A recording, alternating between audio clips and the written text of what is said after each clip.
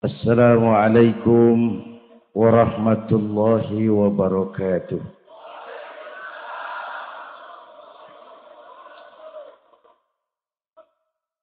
Alhamdulillahilladzi asra bi'abdihi laylan minal masjidil haram ilal masjidil aqsa. Wassalatu wassalamu ala sayyidina Muhammadin wa ala alihi wa ashabihi ahli sidqi wa tuqa, amma ba'du. Para ulama, para habaib yang saya muliakan,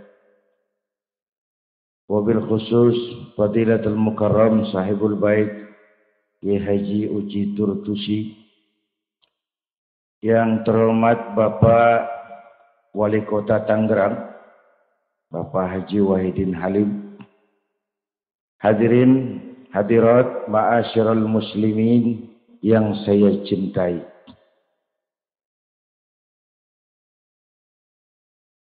Pertama, Isra dan Mi'raj adalah peristiwa besar yang hanya bisa diterima dengan iman. Peristiwa ini bukan tidak masuk otak. Otaknya kekecilan untuk memahami peristiwa sebesar Isra dan Mi'raj. Satu perjalanan yang sangat jauh ditempuh dalam waktu yang amat singkat. Menurut otak tidak mungkin. Menurut kebiasaan tidak bisa. Menurut pengetahuan impossible.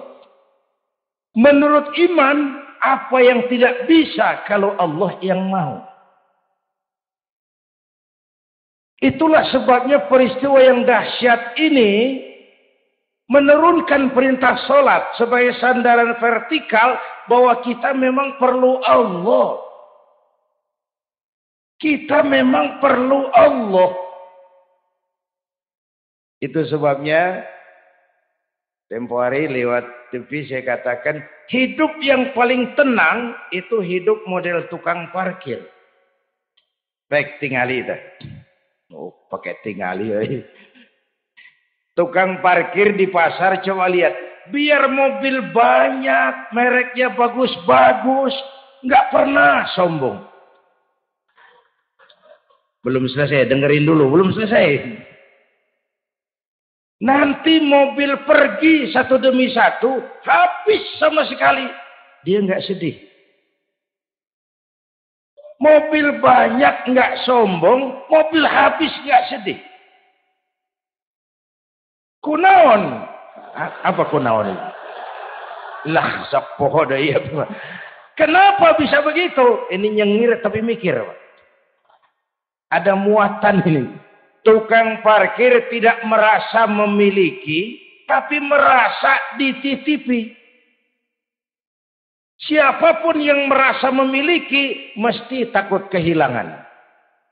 Tapi kalau merasa dititipi, jabatan, harta, anak, istri, itu semua sekadar titipan. Hiduplah seperti tukang parkir. Pertama, titipan tidak boleh bikin kita jadi sombong. Dititipin kok sombong. Nggak pantas dong. Pak Zainuddin titip mobil ya, silakan. Yang punya mobil pergi, saya petatang, peteteng. Emangnya mobil kamu? Orang cuma nitip, dititipi kok sombong. Ada orang dititipi jabatan oleh Allah, sombong. Ada enggak? Ada enggak? Ada. Namanya Fir'aun. Itu pejabat-pejabat sombong anak buah Fir'aun semua.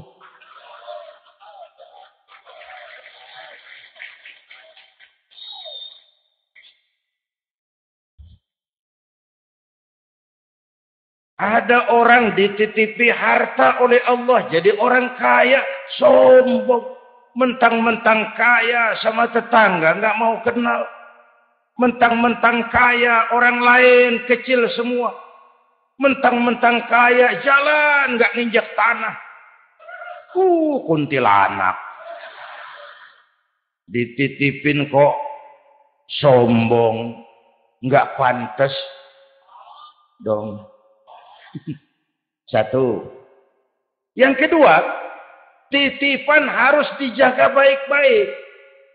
Kalau tidak dijaga, bisa rusak. Kalau rusak, yang nitip marah. Yang nitip marah. Pak, saya mau ngaji, titip sepeda motor. Silakan. Selesai pengajian, sepeda motor diambil. Kaca spionnya pecah. Knalpot hilang. Bemper penyok. Marah nggak? Saya kan nitip, kenapa nggak dijaga? Apa bedanya? Allah nitip anak 3 orang di rumah kita. Nggak dijaga. Yang satu mabuk, yang satu judi, yang satu ngerampok. Yang nitip marah. Allah nitip harta kepada kita. Jadi orang kaya. Supaya bantu pesantren, bangun rumah sakit, bantu yatim, tolong yang lemah, bela yang perlu. Pelitnya 17 setan.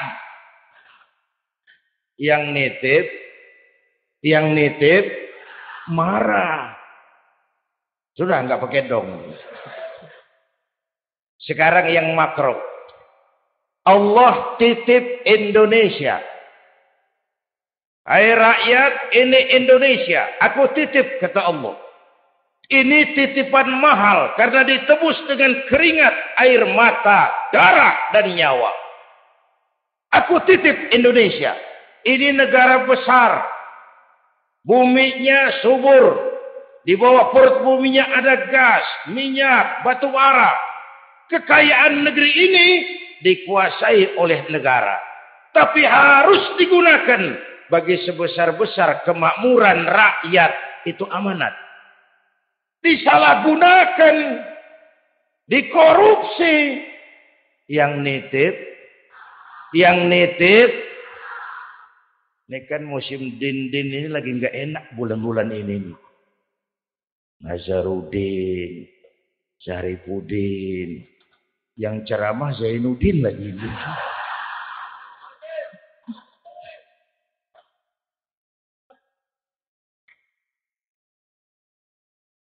Yang nitip marah.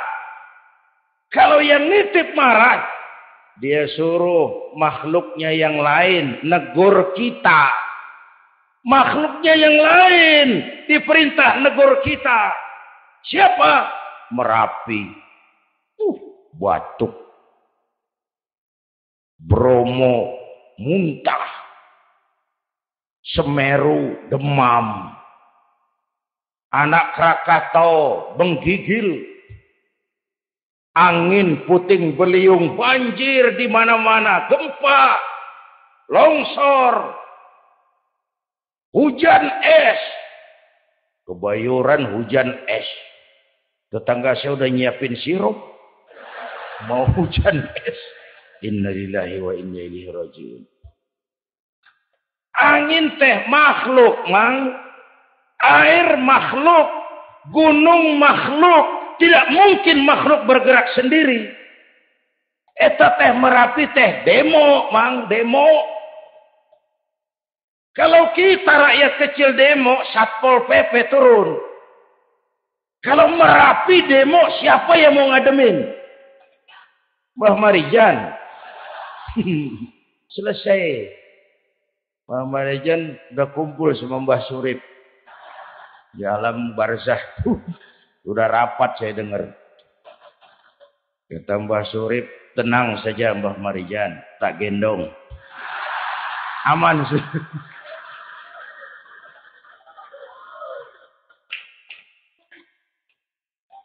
Apa artinya ini? Kita perlu Allah. Kita perlu Allah. 100 tahun kita bangun. Selesai oleh gempa 5 menit. Itu Jepang negara maju. Dihantam gempa, lumpuh. 9,2 Richter. Belum selesai tsunami. Gelombang laut 10 meter naik ke darat. Masih belum selesai. Reaktor nuklir bocor. Radioaktif gentayangan merenggut nyawa. Terutama yang di Daiichi dan Fukushima. Fukushima tahu kan? Itu dari Cikupa ke kanan. Ya dekat-dekat situlah.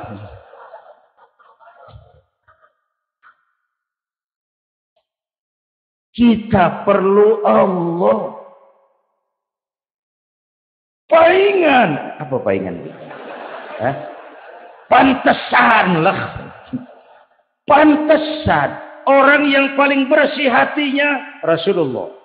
Orang yang paling baik akhlaknya Rasulullah. Orang yang sudah dapat jaminan ampun atas segala dosa Rasulullah. Tapi baginda Rasul kalau sholat malam bengkak kakinya karena rajin sujud. Saya perlu Allah. Dosa sudah diampuni. Akhlak paling baik. Hati bersih. Tapi kalau sholat malam kakinya bengkak karena rajin sujud. Allahumma sholli alaihi. Saya tahu di pasar Kemis juga banyak yang kakinya bengkak.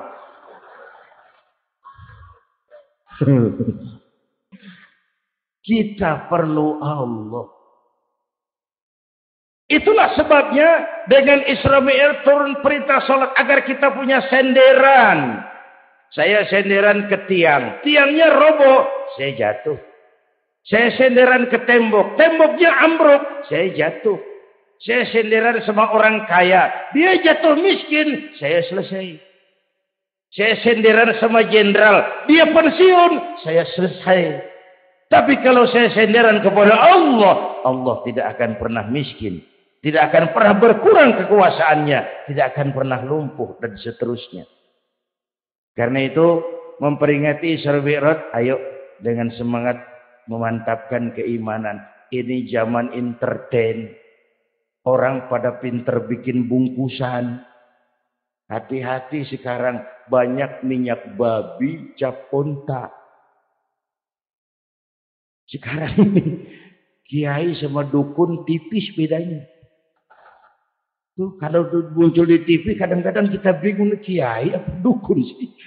Pemburu hantu pakai sorban. Ntar kiai gue suruh pakai helm. Atribut aja udah kacau sekarang. Ini zaman entertain, orang pandai bikin bungkusan. Maka kembali kepada ajaran agama, kita harus disiplin. Semua konsep agama muaranya disiplin. Syahadat, apa? Disiplin akidah. Saya bersaksi tidak Tuhan selain Allah. Kalau begitu, saya tidak akan menyembah kecuali hanya kepada Allah. Saya tidak akan menyekutukannya dengan sesuatu pun. Lalu, saya bersaksi Nabi Muhammad utusan Allah. Kemudian, Nabi terakhir. Lalu, tidak ada Nabi sesudah beliau. Harga mati, titik. Disiplin. Berapa kali kita sudah dibohongi Nabi pandemi palsu. Mulai dari Ahmad Musodik ya, pelatih badminton jadi nabi. Innalillahi wa inna ilaihi raji'un. Dapat wahyu di Bogor. Padahal di Bogor biasanya orang dapat talas, Bu. Dapat wahyu. Ditangkap polisi 4 tahun dihukum. Selesai dia rancai kek Bandung. Namanya Zayuti, tukang cukur. Ngaku dapat wahyu jadi nabi lagi. Dan anehnya ada aja yang ikut. Selesai lalu pindah ke Jakarta. Lia Edan. Ngaku Jibril. Ditangkap di polisi dihukum 2 tahun. 3 bulan lalu sudah bebas. Ditangkap. Paling hebat polisi kita. Bukan cuma teroris. Jibril. Di mana di dunia ada polisi nangkap Jibril kalau bukan?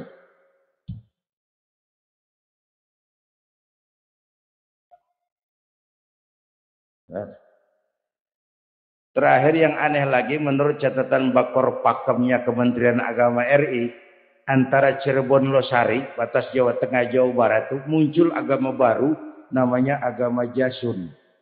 Agama Jawa Sunda. Jasun. Yang jadi nabi Tugimin. Tugimin. Saya bilang ini jangan jadi nabi, jadi kiai juga kurang angker kok.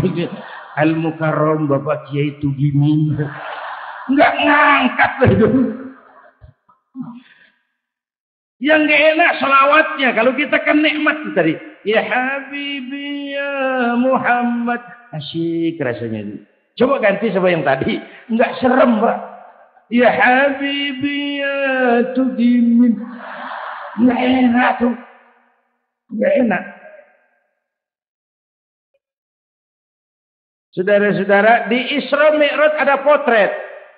Ketika di Masjidil Aqsa, malaikat Jibril datang menemui baginda Nabi. Bawa 2 gelas minuman, arak, susu. Ya Muhammad, pilih, ambil, minum.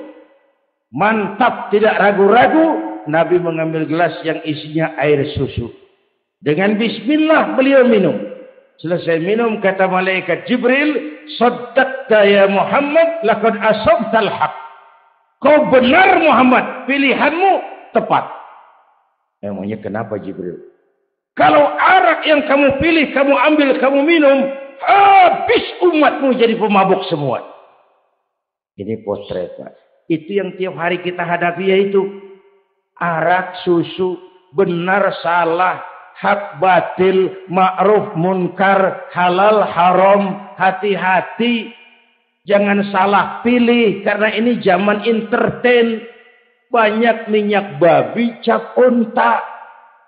Kalau minyak onta cap babi, itu masih halal. Ini minyak babi cap onta. Kita terpedaya melihat merek onta. Iya. Mereknya onta, gambarnya onta, isinya minyak babi. Berapa bulan yang lalu ada penyanyi pencipta lagu mati. Namanya Ari Bowo. Masih ingat lagunya? Bercerita tentang madu di tangan kananmu, racun di tangan kirimu. Kalau itu situasinya, memilih tidak sulit. Kenapa? Alamat jelas. Madu di kanan, racun di kiri. Masa ambil yang di kiri? Goblok amat. Si amat saja tidak goblok. Sekarang ini alamat dibikin samar. Madu di mana, racun di mana tidak jelas. Lebih celaka lagi sekarang. Banyak racun bermerek madu. Banyak racun bermerek madu. Kita terpedaya, terpesona, terpukau. Akhirnya salah pilih. Maka resepnya jangan jauh dari ulama, makmurkan majelis taklim. Ini zaman entertain, orang pandai bangun pencitraan. Tuh, satu hal pertama yang ingin saya sampaikan. Iya, saya lihat jam doang. Sampai pagi. Yang kedua, ketika perjalanan dimulai, ada suara dari sebelah kanan. Muhammad, berhenti sebentar. Jangankan berhenti, menoleh saja tidak. Kanan selamat dari kiri. Muhammad, berhenti sebentar. Menoleh pun tidak. Kanan kiri selamat dari arah depan. Ada perempuan tua. Pakaiannya menyolok. Lipstiknya tebal. Nenek-nenek pakai blue jean. Muhammad, berhenti sebentar. Menoleh pun tidak. Sudah lewat, kata malaikat Jibril, untung kamu tidak menoleh Muhammad. Kenapa Jibril? Panggilan kananmu Yahudi. Kalau kamu menoleh, umatmu cenderung Yahudi. Panggilan kirimu Nasrani. Kalau kamu menoleh, umatmu gandrung kepada Nasrani. Itu perempuan tua dengan pakaian menyolok, itu dunia Muhammad. Dunia teh sudah tua. Tapi karena dipoles, dibangun, dipoles, dibangun, dipoles. Orang nggak terasa kalau dunia sudah tua. Berebut harta, berebut warisan, sama juga berebut nenek-nenek. Makan habisin. Ini perjalanan, ini pun potret. panggilan Yahudi, panggilan Nasrani, panggilan dunia, materialisme, hedonisme, berat sekarang ini. Berapa malam lalu saya masuk Serpong. Saya sedang lihat Serpong berubah jadi kota satelit. Bangunannya bagus-bagus. Saya telisik, sekolahnya Don Bosco, Santa Maria, Santa Ursula.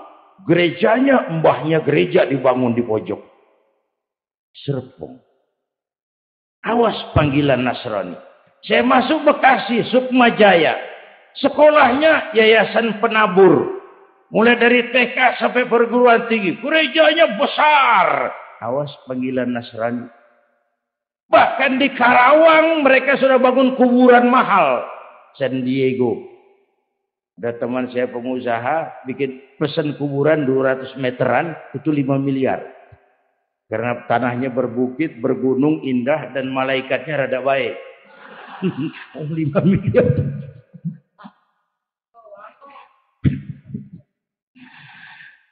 Panggilan Yahudi, siapa membantah? Yahudi itu menguasai ekonomi dunia. Di Amerika itu tidak ada orang bisa masuk gedung putih jadi presiden tanpa dukungan Yahudi. Menentukan. Bahkan roda ekonomi dunia sekarang ini diwarnai oleh Yahudi. Israel itu Amerika kecil. Amerika itu Israel besar. Lalu panggilan Nasrani. Dengan segala gaya dan dana. Dan terakhir panggilan materialisme dunia. Panggilan hedonisme, panggilan materialisme. Menghadapi panggilan-panggilan ini, ayo kita umat Islam luruskan shaf, rapatkan barisan, jangan jauh dari ulama, makmurkan majelis taklim. Itu yang kedua. Yang ketiga, Haram Aqsa ini perjalanan vertikal katanya. Aqsa Aras ini perjalanan vertikal. Haram Aqsa perjalanan horizontal. Aqsa Aras perjalanan vertikal. Hablum minan nas, hablum minallah. Isra Mi'raj mau ingatkan kita, semua kita perantau di dunia ini. Perantau harus pulang. Orang yang selesai merantau di dunia disebut telah pulang ke rahmatullah. Kenapa pulang? Perantau, nggak boleh netep. Bodoh kalau ada perantau, tahu perantau, tapi nggak pernah mikirin pulang. Dan saya mau bilang, orang pulang sebenarnya enak. Ayo contoh beberapa soal etimologis. Waktu SD dulu ada pelajaran yang kita nggak suka, gurunya galak. Pas pelajaran dia pengumuman, Bapak guru tidak masuk sekolah, anak-anak boleh pulang. Seneng nggak? Seneng nggak? Kenapa seneng? Karena boleh pulang. Orang pulang seneng. Contoh lagi. Lebaran masyarakat pulang mudik. Senang nggak? Kenapa senang? Pulang. Orang pulang senang. Sekarang selesai hidup di dunia, kita pulang kepada Allah. Senang nggak? Ragu-ragu. Mau bilang senang takut besok. Gitu. Mestinya senang pulang. Apa yang bikin pulang yang satu itu kok berat? Kelihatannya dua. Pertama, kita ini sering mencintai sesuatu berlebihan. Berakar di hati. Datang saat pulang, tidak siap menghadapi perpisahan. Ada yang bergantung di sini. Pulang jadi berat. Kalau cinta Allah sepenuhnya, cinta alam seperlunya, pulang enak. Yang kedua, bekal nggak cukup. Sengsara di jalan, pulang jadi berat. Nggak punya bekal kok pulang, itu nekat. Belum sempat sholat, modar. Kok berani amat nggak punya bekal pulang. Kalau bekal cukup, pulang itu menyenangkan. Kenapa? Itu satu keharusan. Iya, kalau umat-umat terdahulu umurnya relatif panjang. Kalau kita ini mencontoh baginda Rasul, beliau wafat umur 63 itu standar. Kalau mencontoh Nabi, jatah kita 63. Kalau malam ini kita sudah 50 tahun, tinggal 13. Waspada. Kalau malam ini kita sudah 62 tahun 11 bulan, udah jangan pakai pantangan, apa aja makanlah Pak, sebulan lagi tuh. Sebulan lagi, syukur-syukur dapat bonus. Dan saya bilang mati itu tidak pakai abjad. Kalau pakai abjad bisa nunggu. Mati bang acak. Kadang-kadang kakeknya segar bugar, cucunya baik. Kalau mati pakai abjad enak nunggunya. Tahun ini yang mati A, tahun depan B, tahun berikutnya C, lalu G, terus F, lalu G, lalu H. Saya Z. Repot saya, nggak ada yang ngurus, orang udah habis.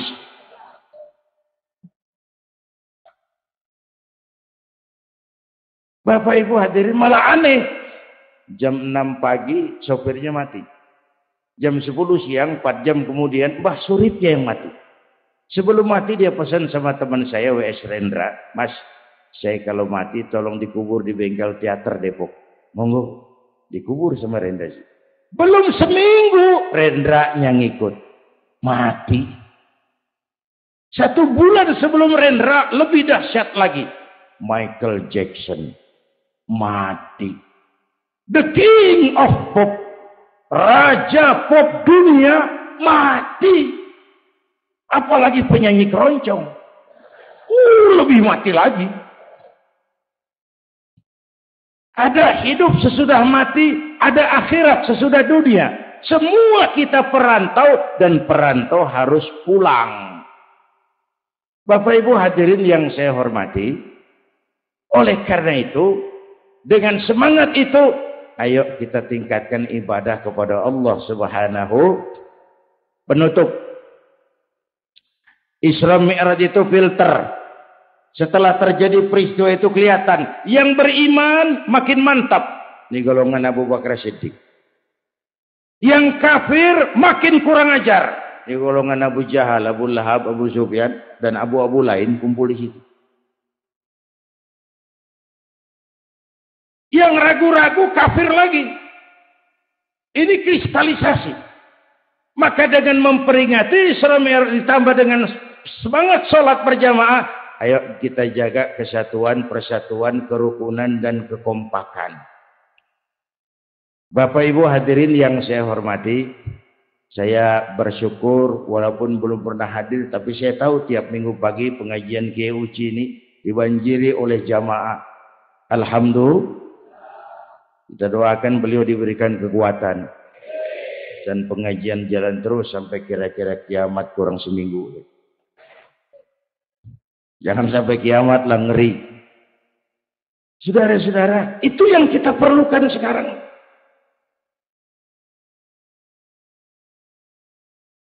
Menjaga semangat kebersamaan seperti diajarkan di masjid ini. Coba baik tingali akhlak masjid. Siapapun masuk masjid, copot sendal, buka sepatu. Kenapa? Tidak ada warga kelas 1 di sini. Semua sama di depan Allah. Ini masyarakat yang mau kita bangun. Lurah masuk masjid, buka sepatu rah. Camat masuk masjid, buka sepatu mat.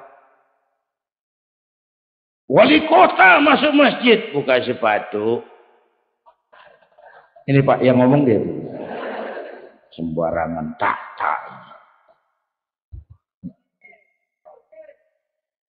Gubernur masuk masjid, buka sepatu nur. Presiden masuk masjid, buka sepatu den. Ini masyarakat yang mau kita bangun. Dan keadilan di negeri kita ini masih mahal. Hukum masih sering seperti pisau, tajam ke bawah, tumpul ke atas. Kalau yang kecil salah, hukum cepat-cepat ditegakkan. Yang besar salah, cicing wae pura-pura tenyaho. Itu yang melukai rasa keadilan. Bapak Ibu hadirin yang saya hormati, itu yang melukai rasa keadilan. Kalau mau lapor kehilangan ayam, itu harus jual kambing. Ingin menang berperkara, jual sapi. Ngurusin ayam hilang kok jual kambing, jual sapi. Itu harga keadilan yang harus kita bayar. Karena itu ke depan belajar dari sejarah. Kita bukan cuma perlu pemimpin pinter, tapi juga benar. Malahan lebih baik benar enggak tapi pintar ketimbang pintar tapi enggak benar. Capek dibohongi pemimpin yang cuma pintar tapi enggak benar.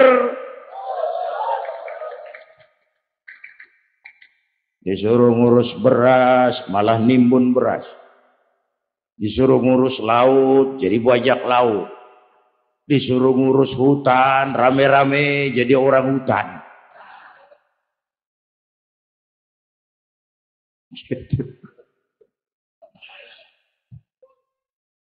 Kita rindu munculnya sosok-sosok macam Umar bin Abdul Aziz. Punten nih.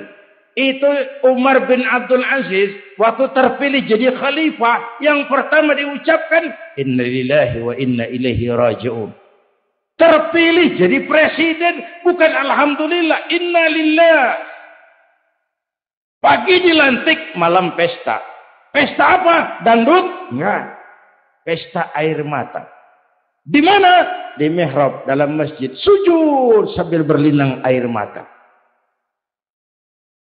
Istrinya tanya, "Bang?" "Iya sayang." "Oh, udah dengerin aja, orang improvisasi." "Iya sayang, abang kan sekarang jadi khalifah." "Kenapa nangis?" "Itu Fatimah, itu sebabnya saya nangis karena saya dipilih aklamasi secara sebagai khalifah. Setelah jadi pemimpin yang terbayang oleh saya, yatim piatu yang merintih kelaparan, janda-janda tua yang perlu bantuan, rakyat saya yang belum bisa menemukan haknya secara wajar, saya takut saya zalim kepada mereka. Saya nangis mohon pertolongan Allah." Lagi dilantik malam pesta, tahajud. Esok harinya karena pemimpin baru, banyaklah pejabat-pejabat gubernur cari muka. Namanya presiden baru, ada yang kirim emas, pakaian mahal, berlian, mutiara, dikumpulkan sama istrinya. Umar tanya, "Fatimah?" "Iya bang." "Banyak hadiah yang kau terima?" "Banyak bang, intan, berlian, mutiara, emas." "Kau senang?" "Saya senang bang." "Oke, kalau kau senang itu hadiah intan, berlian, mutiara, kumpulkan sebanyak-banyaknya dan besok kita cerai. Tapi kalau kau sayang saya, itu hadiah intan, berlian, mutiara, jual. Uangnya masukkan baitul mal untuk ngurus rakyat kita." Apa jawab istrinya? Istrinya pun istri beriman, gak mentang-mentang istri pejabat lalu ikut-ikutan borong proyek suaminya. Kata Fatimah, "Abang?" "Iya sayang." "Apalah artinya intan berlian tanpa engkau di sisiku bang?"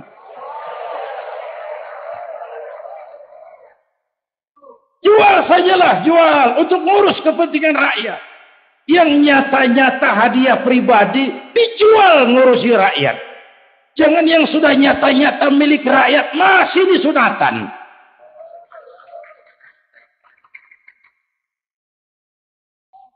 Yang antik lagi. Satu malam beliau kerja di kamar. Pakai lampu templok. Nulis. Datang seorang tamu. "Assalamualaikum ya Amirul Mukminin." "Waalaikumsalam." "Silakan duduk." "Ada apa?" "Enggak, cuma mau ngobrol." Ngobrol. "Urusan pribadi khalifah, kita kan teman lama." "Oke, baik." Beliau berdiri, lampunya dipadamkan. Ditiup, mati. Gelap kamar. "Ayo kita ngobrol." Tamunya heran. Ya khalifah. Iya. Kita kan mau ngobrol. Iya. Kenapa lampu dimatiin? Begini, Mas. Mau tamunya dari Jawa waktu itu. Dengerin aja kenapa sih? Gini lah Mas. Tadi waktu sampean datang tuh. Kan sampean lihat saya lagi kerja. Iya. Saya kerja tadi ngurusi rakyat. Tentu. Saya kan pakai lampu. Memang. Lampunya kan pakai minyak. Pasti. Minyaknya kan beli. Iyalah. Belinya pakai uang. Tentu. Uangnya uang rakyat. Kita mau ngobrol urusan pribadi. Nggak usah pakai minyak rakyat Mas. Ayo ngobrol sampai subuh ini. Kalau yang kecil saja orang sudah berhati-hati. Apalagi menghadapi urusan yang jauh lebih besar ke depannya. Bapak Ibu hadirin yang saya hormati. Oleh karena itu. Kita memerlukan semangat kebersamaan. Walaupun tidak harus selalu bersama-sama. Ini adalah potret terakhir. Baginda Nabi di awal-awal perjuangan didampingi 5 figur utama. Pertama, Nabi punya Sayyidina Abu Bakar Siddiq. Ini sahabat merangkap mertua. Orang tua bijaksana, tempat Nabi tukar pikiran. Kampung itu enak kalau ada yang dituain. Yang kedua, beliau punya Umar bin Khattab, Al-Futuhat Al-Islamiyah. Imam tapi jenderal, jenderal tapi imam. Gagah, berani untuk Islam. Selesai? Belum. Yang ketiga, Nabi punya Utsman bin Affan. Pengusaha tapi santri, penyandang dana. Umat akan maju kalau banyak punya Utsman. Yang keempat, Nabi punya Ali bin Abi Thalib. Tokoh muda, tapi intelek. Yang kelima, beliau punya Khadijah binti Khuwailid. 5 figur utama, bahu-membahu, membantu perjuangan Nabi. Begitulah kita berjuang. Mesti punya segala hal. Mesti punya senjata yang namanya golok, gergaji, pisau, silet. Harus punya. Kapan makainya? Lihat lawannya. Yang kamu hadapi apa? Kumis Pak. Silet turun.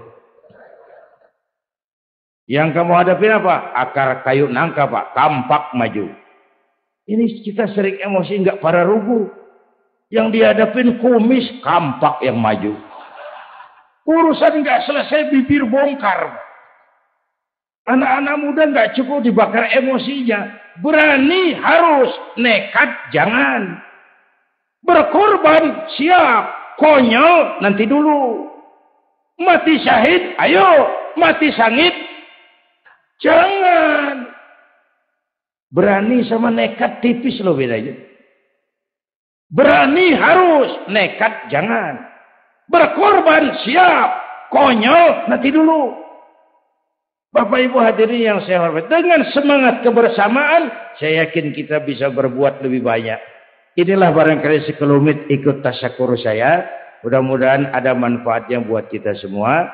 Lebih kurang mohon maaf. Usikum wa iyaya bitaqwallah. Aqulu qawli hadza. Wassalamualaikum warahmatullahi wabarakatuh.